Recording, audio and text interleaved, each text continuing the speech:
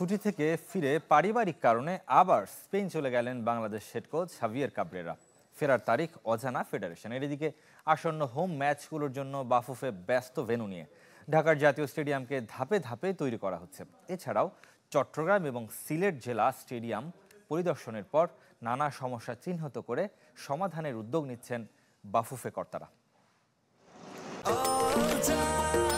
নিশ্চিন্তে খান স্বাস্থ্যকর all time পান, অল টাইম হেলদি লাইফ।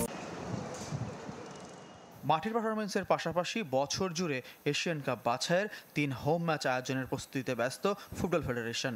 ঢাকার জাতীয় স্টেডিয়ামের পাশাপাশি চট্টগ্রাম এবং সিলেট জেলা স্টেডিয়াম নিয়মিত পরিদর্শন করছেন বাফুফে কর্তারা।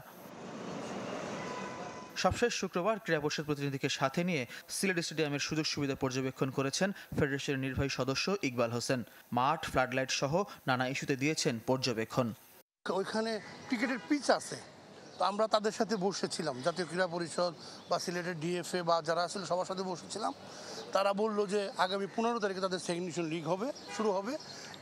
তার আগে এইটা পিচটা উঠিয়ে ফেলে ওইখানে মাটি ফেলে ঘাস লাগাই দিবে, তো অলমোস্ট হয়েছে।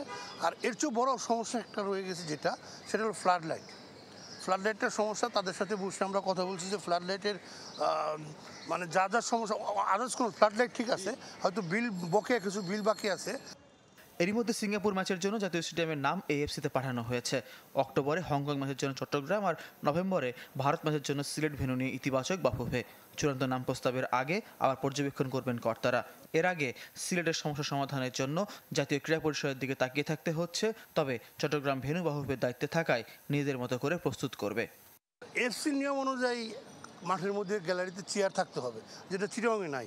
আমরা কিন্তু ইতিমধ্যে ফুটবল ফেডারেশন থেকে চেয়ারের বেশ কিছু নমুনা সংগ্রহ করেছি, তো অচিরেই কিন্তু আমরা চেয়ারের কাজটা হাত দিব।